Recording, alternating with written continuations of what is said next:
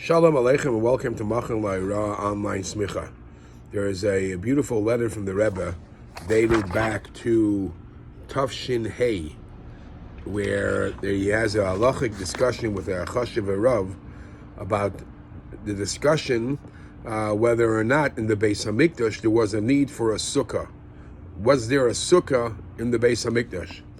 And the the Rebbe is responding to a letter that the Rav writes to him, and the Rav tried to establish a chiddush, and he says there's a conflict here. From one hand, we know that you're not allowed to build any extra structures, especially made out of wood. You're not allowed to build in the Azara, and because the Torah says le'sita lecha kol eitz, you're not allowed to plant a tree. That from there you know that no wooden structures are not allowed to be built in the Azara. So the question is, the shiyare haminchas, the leftover of the mincha, what the kohanim eat, where did the kohanim eat the leftover of the mincha, what they're able to eat? They have to eat it in a holy place, and yet the holy place you're not allowed to build a sukkah. Now, when this Rav, he came up with his own chiddush, saying that since mishulchan gavoya kazachu, since the food that the kohanim are eating is from the table of Hashem, meaning it's an extension from a mincha, which is a Hashem's food, so it's like achilas gavoya, that's food that Hashem kvayochel eats, and holy food is peturim in a sukkah. The Eibishter doesn't have to eat in the sukkah, so any holy food doesn't have to be eaten in the sukkah. That's what he writes to the Rebbe. So the Rebbe is responding in this letter. Again, this is an Igros Kodesh, Chelik Bais, Amid Ches. And the Rebbe responds like this. I have a couple of comments to make on this thought. Number one, it's not very general that you're not allowed to have a wooden structure in the Bais Hamikdash. The Isser of Leisita Lacha has to have at least two conditions. Number one, it has to be a binyan, a structure made out of wood, specifically wood, and it has to be a permanent structure. And I once spoke about, they did make stages. They made a stage for the Simchas Beis HaShe'eva, or for the Melech to read the Torah. There were some exceptions because they weren't permanent. So the Isser only applies if it was a wooden structure and if it was a permanent structure. And the Rebbe says, and according to the Kesef Mishnah, there's actually a third condition, that it has to be not only a permanent structure and a wooden one, it has to be in the building, as part of the building, and only then you prohibit, you're transgressing the issue of having a wooden structure in the Bais Hamikdash. Says the Rebbe, if so, the question, did they have a sukkah, and how did they have a sukkah, is not the greatest question, because you could make a sukkah without having these issues. It doesn't necessarily have to be out of wood, and it's definitely not permanent. And even the schach is made out of, it could be out of kash, straw, and alim, and leaves, and branches, and it's not necessarily wood. So I don't know why you even have an issue with the building of the sukkah.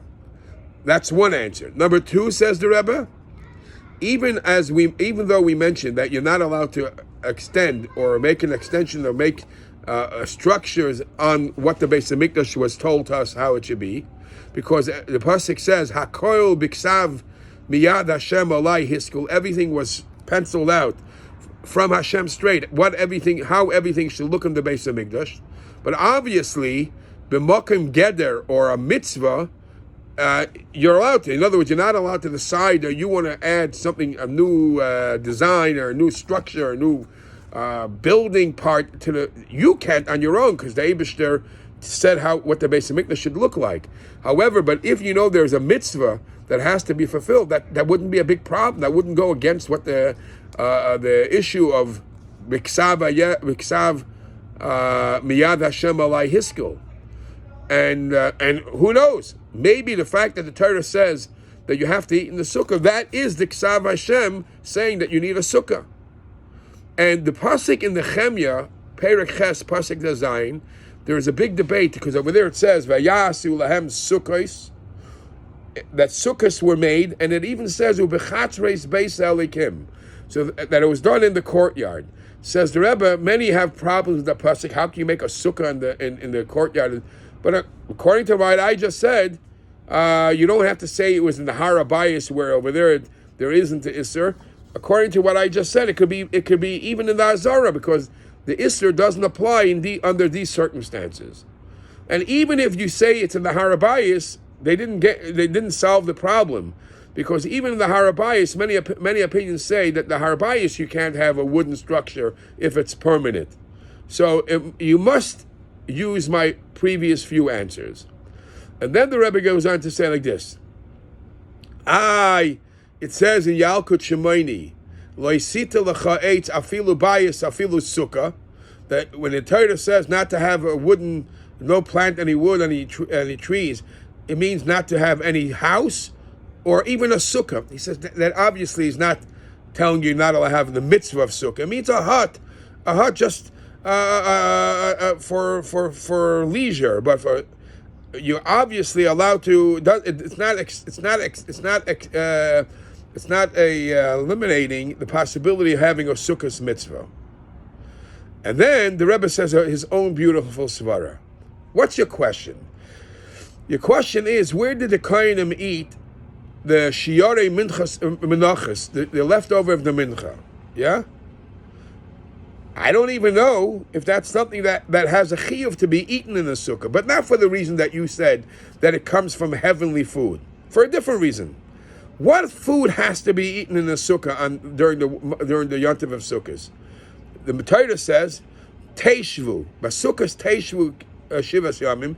You have to settle in the sukkah. And the Chazal tell us the famous lesson that you have to live in the sukkah the way you live in your house all year around. Guess what?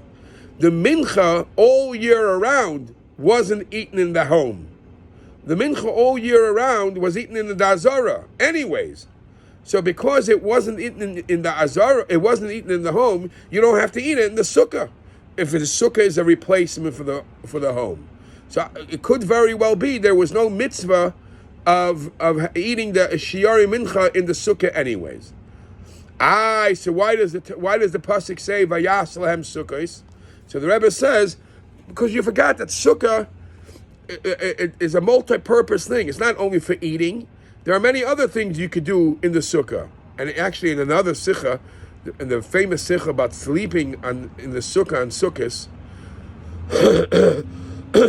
explaining why the minhag Chabad is not to sleep there, the Rebbe asks a question: how is it that they when they dance Simchas Beis HaShe'eva in the times of the Gemara, in the times of the Bais Hamikdash, the Gemara says people didn't go to sleep. They fell asleep leaning on the others and the person next to him's shoulders. And the Rebbe says, how could they do that when the mitzvah of sukkah officially is to sleep in the sukkah? Why wouldn't they actually sleep in the sukkah instead of sleeping on somebody else's shoulders? So the concept of the mitzvah of sukkah is not only for eating. There is other issues, other things that it could be used for. So for the other things they use the sukkah. And in the comment in the Ara, the Rebbe actually says that there was somebody that pointed out to him that there are other mitzvahs achila in the sukkah, not shiari minchas, and that's the lachmei toida, the bread that comes along with the carbon toida, where you're allowed to eat it anywhere in the Yerushalayim, but you could also eat it in Azara. So maybe for comfort they had that sukkah made that you should eat there. But necessarily the shiari mincha, I didn't have to have necessarily a sukkah made for that.